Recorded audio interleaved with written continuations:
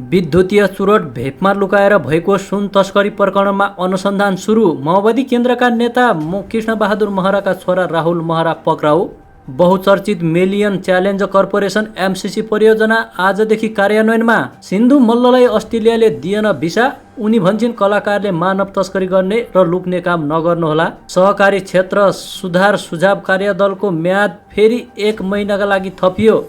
सिराहामा बस्यो एमालेको सचिवालय बैठक। अमेरिकी सहयोग परियोजना एमसिसी कार्यान्वयन सुरुवात भएको विरोधमा विप्लव नेतृत्वको नेपाल कम्युनिस्ट पार्टी र मोहन वैद्य नेतृत्वको क्रान्तिकारी पार्टीको विरोध प्रदर्शन। 60 किलो सुन तस्करी प्रकरणमा जोडिएका कर्मचारीहरूमाथि अख्तियार दुरुपयोग अनुसन्धानले गरे अनुसन्धान सुरु। नेपाल पाकिस्तान बीचको क्रिकेट हेर्न आज जनकपुरका सबै विद्यालय बिदा।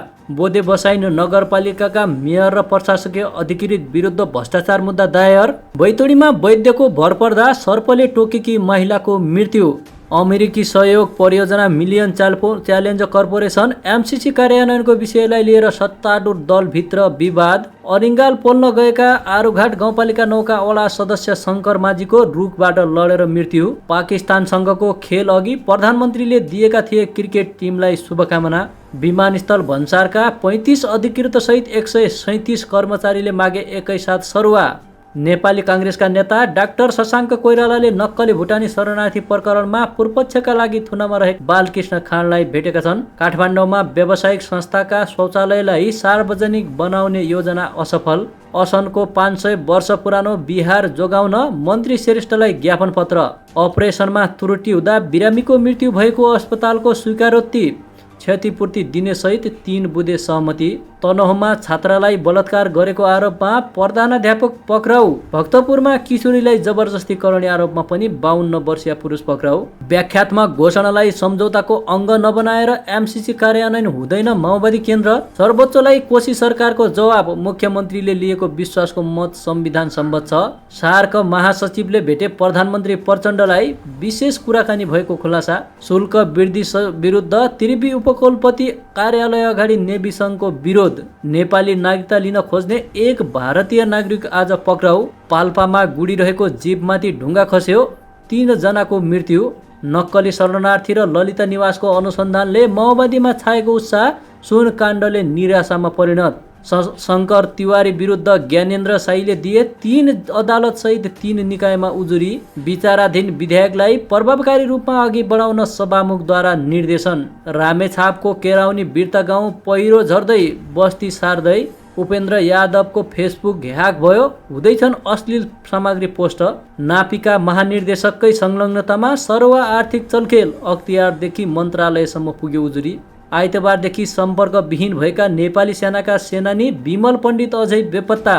जबरजस्ती करणी अभियोग लागेका इन्जिनियर पोखरेल पूर्वपक्षका लागि थुनामा। स्वास्थ्य सेवा विभागको महानिर्देशकमा डाक्टर मिश्रा नियुक्त। सप्तरीमा भ्रष्टाचारको आरोप लागेका निलम्बित हुने पालिका प्रमुखको संख्या 4 पुग्यो। समाजवादी मोर्चामा एमसिसी विवाद। चन्दको असहमतिपछि धनगढीको कार्यक्रम स्थगित। मानव अधिकार आयोगले भन्यो बेपत्ता पारिएका व्यक्तिको अवस्था सार्वजनिक गर।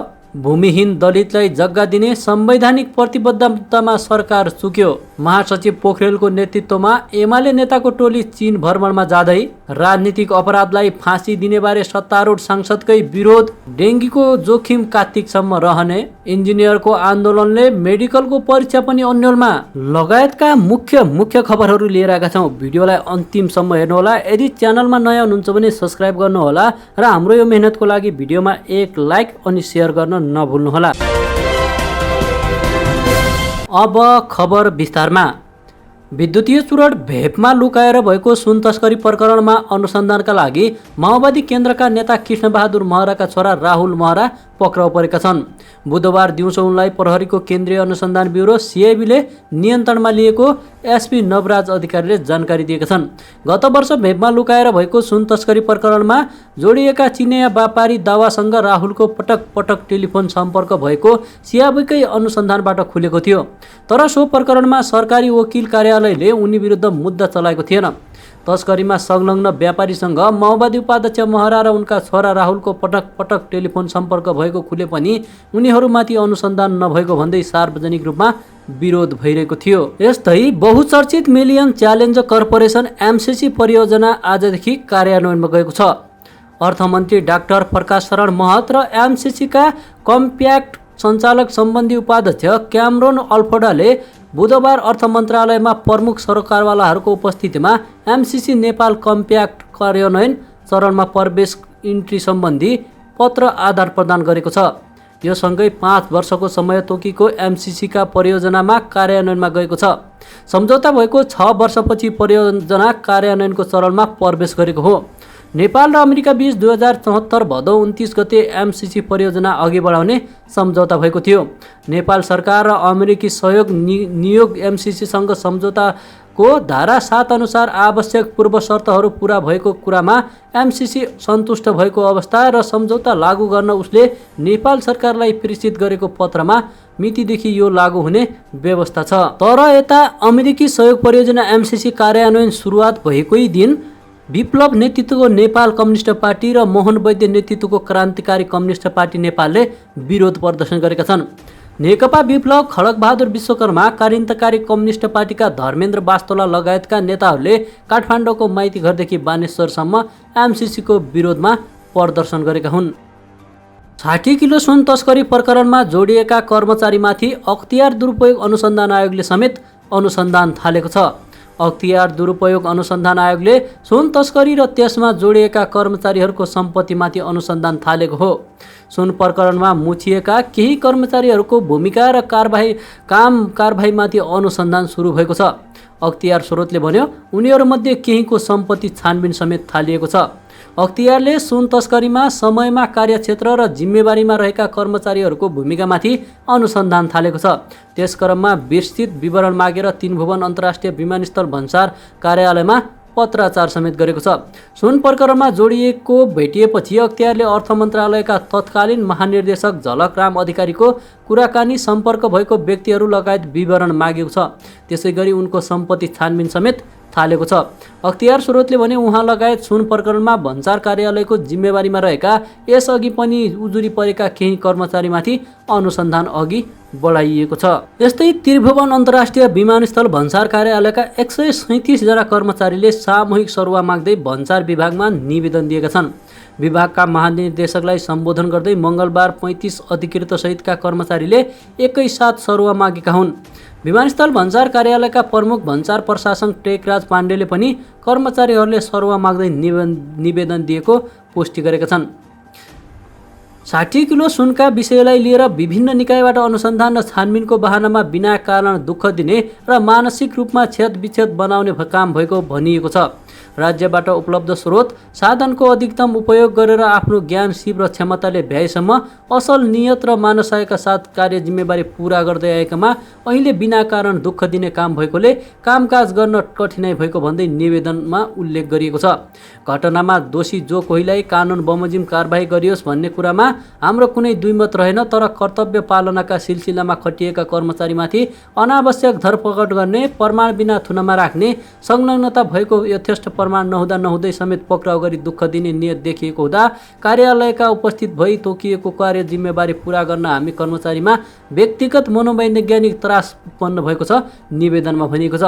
बिना कारण भोग्नु परेको मानसिक तनावका कारण घर परिवार तथा समाजबाट समेत बहिष्कृत हुने स्थिति सिर्जना भएको कर्मचारीहरूले उल्लेख गरेका छन्।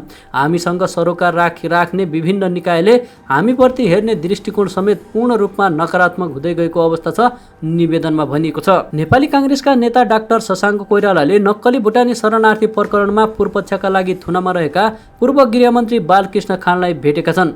खाँडलाई भेट्न बुधबार बिहान 9:15 बजे कोइराला केन्द्रीय कारागार सुन्धरा पुगेका थिए। उनीसँग थप 2 जना अन्य व्यक्ति पनि रहेको कारागार स्रोतले जानकारी दिएको छ। खाँड र कोइराला बीच करिब 15 मिनट कुराकानी भएको थियो। थुनामा रहेका खाँडलाई काङ्ग्रेस नेताहरू डाक्टर शेखर कोइराला, परराष्ट्र मन्त्री एनपी साउद लगायतका नेताहरूले पनि भेटिसकेका छन्। नक्कली भुटानी शरणार्थी प्रकरणको अनुसन्धानका लागि खाँड वैशाख 27 गते पक्राउ परेका थिए। जिल्ला अदालत काठमाडौँको आदेशमा उनी 1 असारमा पूर्वपक्षका लागि कारागार पठाइएका थिए। सभामुख देवराज घिमिरे र 10 विषयगत समितिका नवनिर्वाचित सभापति बीच पहिलो बैठक बसेको छ। आज बसेको बैठकमा विचाराधीन विधेयकहरू अगाडि बढाउने र समितिको काम कारबाहीलाई प्रभावकारी र चुस्त बनाउने विषयमा छलफल भएको हो। आजको बैठकमा सभामुख घिमिरेले संसदीय समितिको प्रभावकारी सञ्चालनका साथै विचाराधीन विधेयकलाई शीघ्र रूपमा अघि बढाउन समितिका सभापतिलाई निर्देशन दिएका छन्। उपसभामुख सचिवालयका सचिव र 10 विषयगत समितिका नवनिर्वाचित सभापति सङ्घको पहिलो बैठकमा उनले समितिको कार्य सञ्चालन कसरी गर्ने, कार्य सञ्चालनमा वर्तमान स्थिति, विधेयकको अवस्थाको विषयमा छलफल गर्दै प्रभावकारी कार्य सञ्चालनका लागि निर्देशन दिएका हुन्। बैठकपछि सभामुख घिमिरेले समितिले गतिका साथ काम गर्नुपर्ने, सभाले लिएका दायित्वहरू समिति मार्फत पूरा गर्ने र समितिका कामहरूलाई प्रभावकारी बनाउने विषयमा बैठकमा छलफल भएको जानकारी दिएका छन्। नेपाल मजदुर किसान पार्टीका सांसद प्रेम सुवालले नेपाल विद्युत प्राधिकरणका कर्मचारी निर्देशक कुलमान घिसिङलाई तत्काल पदबाट निलम्बन गर्न सरकारसँग माग गरेका छन्। मङ्गलबार प्रतिनिधि सभा बैठकमा विशेष समय लिएर बोल्दै उनले बिजुली महसुल असुली गर्न नसकेकोले प्राधिकरणका निर्देशक घिसिङलाई तत्काल पदबाट निलम्बन गरी कारबाही गर्नुपर्ने माग गरेका हुन्। सांसद सुवालले डेडिकेटेड ट्रङ्क लाइनबाट बिजुली लिने तर अरबौं महसुल नतिर्नेहरूसँग मन्त्रीहरूले साँठगाँठ गरिरहेको आरोप लगाउँदै तथ्य बाहिर ल्याउने गरी छानबिन गर्न पनि सरकारको ध्यानकर्षण गराएका छन्। उनले राजनीतिक दलहरूले राष्ट्रिय मान्यता प्राप्त गर्न 3% मत ल्याउनै पर्ने प्रावधान सहितको निर्वाचन सम्बन्धी एकीकृत मस्यौदा लोकतन्त्रको मर्मविर प्रेरित रहेको पनि दाबी गरेका छन्। यस्तै मङ्गलबार बसेको प्रतिनिधि सभा बैठकमा एकीकृत समाजवादीका सांसद अमर बहादुर थापाले सांसद विकास कोषको विपक्षमा अन्तरिम आदेश दिने सर्वोच्च अदालतका न्यायाधीशहरूलाई अपराधीको संज्ञा दिँदै महाअभियोग लगाउनु पर्ने माग गरेका हुन्। शक्ति पृथकीकरणको सिद्धान्त अनुरूप नचलेको र व्यवस्थापालिकाले पास गरेको अर्थ विधेयकलाई अदालतले चुनौती दिएको उनको भनाइ छ।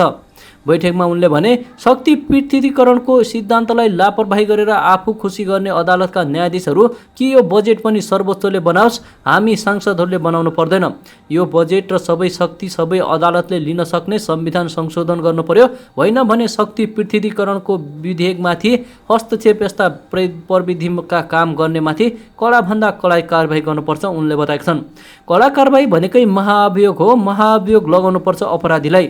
कसैलाई भ्रष्टाचारीको कारबाही गर्नुपर्छ भने कसैलाई महाअभियोगबाट यस्ता अपराधीहरूलाई कारबाही गर्नुपर्छ। मेरो सरकारसँग यही माग छ, उनले बैठकमा बताएका हुन्। 60 किलो सुन बरामद प्रकरणको अनुसन्धानका लागि केन्द्रीय अनुसन्धान ब्युरो सिआइबीले एक प्रहरी उच्च अधिकारीलाई हङकङ पठाउने भएको छ। हङकङ हुँदै नेपाल सुन आएकोले त्यहाँबाट सुन पठाउने गिरोहबारे सूचना सङ्कलनका लागि सिआइबीका एसएसपी दिनेश आचार्य त्यहाँ पठाइन लागेको स्रोतले बताएको छ। सिआइबीले सुन प्रकरणको अनुसन्धानमा सहयोग गर्न इन्टरपोलको नेसनल सेन्ट्रल ब्युरो काठमाडौँ मार्फत एनसिबी बेजिङलाई पत्राचार गरेको थियो। एनसिबी बेजिङ मातहतका रहेका हङकङ सब ब्युरोसँग समन्वय गरेर सूचना सङ्कलन गर्न नेपाली सुरक्षा अधिकृत पनि जान लागेका हुन्। राजस्व अनुसन्धान विभागले 3 साउनमा त्रिभुवन अन्तर्राष्ट्रिय विमानस्थल बाहिर सुन सहितको 155 किलो ब्याट बरामद गरेको थियो। 19 दिनपछि अनुसन्धानका लागि प्रहरीलाई जिम्मेवारी हस्तान्तरण गरिएको थियो। प्रहरीले जोग्दा बेडमा 60 किलो सुन मात्रै पाइएको थियो। यस क्रममा प्रहरीले यसमा संलग्न मुख्य 6 विदेशी नागरिकलाई पक्राउ गरेको छ। उनीहरूको बयान लिएर थप अनुसन्धान भइरहेको पनि जनाएको छ। राष्ट्रिय प्रजातन्त्र पार्टी रापरपाका अध्यक्ष एवं पूर्व उपप्रधानमन्त्री राजेन्द्र प्रसाद लिङदेनले कोशी प्रदेशमा रापरपाले चाहेर पनि अहिलेको सरकारलाई सहयोग गर्ने वा विश्वासको मत दिने चरण समाप्त भइसकेको बताएका छन्।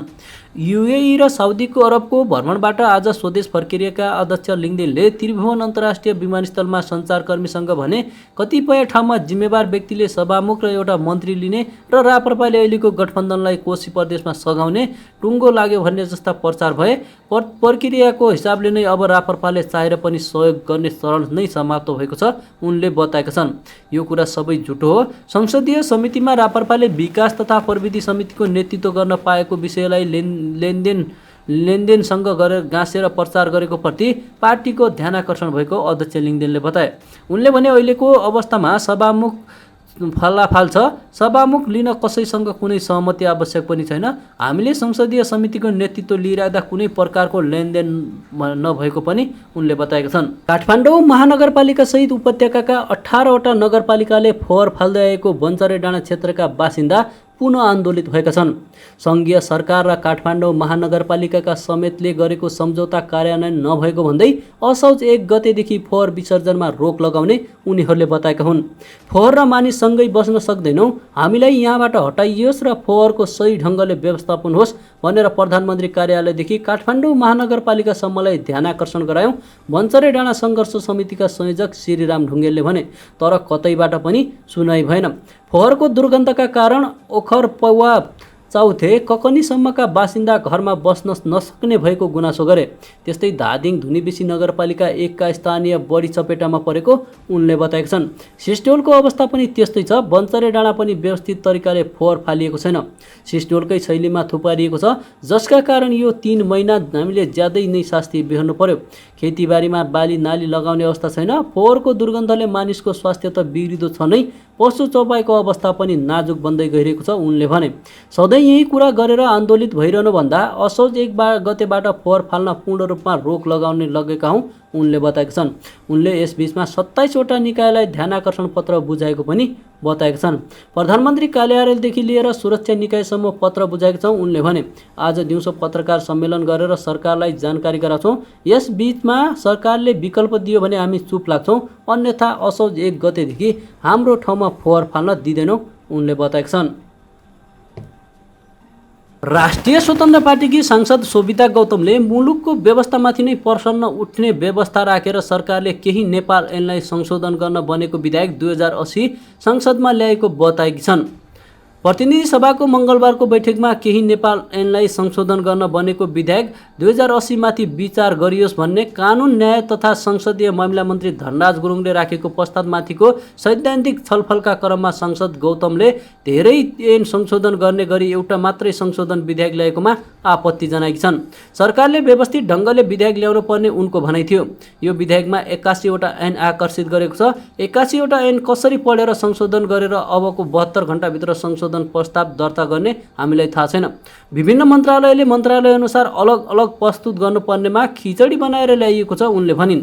केही नेपाल ऐनलाई संशोधन गर्न बनेको विधेयकका कस्ता कस्ता मस्यौदा राख्ने भनेर के सरकारलाई थाहा छैन भने विज्ञहरूलाई बोलाएर पढौँ, संसद भवनमै पढ्नुपर्छ सांसदहरूले पनि। तर यसरी यो व्यवस्थामाथि नै प्रहार हुने गरी यस्तो काम गर्न भएन उनले बताएकी छन्। केही नेपाल ऐन संशोधन गर्न बनेको विधेयक फिर्ता लिएर व्यवस्थित रूपमा अगाडि बढ्न सांसद गौतमले सरकारलाई सुझाव दिएकी छन्। उनले सभामुख देवराज घिमिरेलाई आग्रह गरिन्, यो विधेयक यसरी जस्ताको त्यस्तै प्रस्तुत हुने भनेको नेपालको संसदीय इतिहासमा एउटा दुर्भाग्यपूर्ण हो। कानुन मन्त्री र वरिष्ठ नेता तथा संसदीय दलका प्रमुख सचेतक र सचेतकहरूसँग छलफल भएको पनि बताएकी छन्। नेकपा एमालेका नेताहरू चीन भ्रमणमा जाने भएका छन्। एमाले महासचिव शङ्कर पोखरेल सहितका नेताहरू आगामी शनिबार भदौ 16 गते चीन भ्रमण जान लागेका हुन्। महासचिव शङ्कर पोखरेलको नेतृत्वमा पार्टीका नेताहरू चीन भ्रमणमा जान लाग्नु भएको छ। यसअघि बसेको 24औं सचिवालय बैठकले नै भ्रमणको स्वीकृति गरिसकेको छ। पार्टीका वरिष्ठ उपाध्यक्ष ईश्वर पोखरेलले भने, भ्रमण टोलीमा को जाने भनेर टुङ्गो लाग्न बाँकी रहेको पनि उनले बताएका छन्। एमाले नेताहरू चिनिया कम्युनिस्ट पार्टीको अन्तर्राष्ट्रिय विभागको निम्तोमा चीन जान लागेका हुन्। एमाले नेताहरू गुन्जाओ हुँदै बेजिङ पुग्ने तयारी छ। प्रधानमन्त्री पुष्पकमल दाहाल प्रचण्ड पनि असोजको पहिलो हप्ता नै चीन जाँदैछन्। प्रधानमन्त्री प्रचण्ड 30 भदौमा संयुक्त राष्ट्रसङ्घको महासभामा भाग लिन अमेरिकाको न्युयोर्क जाने र उतैबाट बेजिङ पुग्ने तयारीमा रहेका छन्। तनहुँमा छात्रालाई बलात्कार गरेको आरोपमा प्रधानाध्यापक पक्राउ परेका छन्।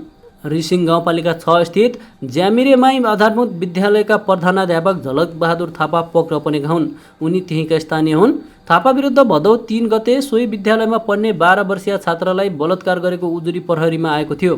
त्यसपछि फरार रहेका थापालाई सोमबार साँझ लमजुङबाट पक्राउ गरी जिल्ला प्रहरी कार्यालय तनहुँका एसपी अवधेश विष्टले बताएका छन्। थापालाई पक्राउ गरेर थप अनुसन्धान भइरहेको पनि विष्टले जानकारी दिएका छन्। यस्तै भक्तपुरमा 17 वर्षीय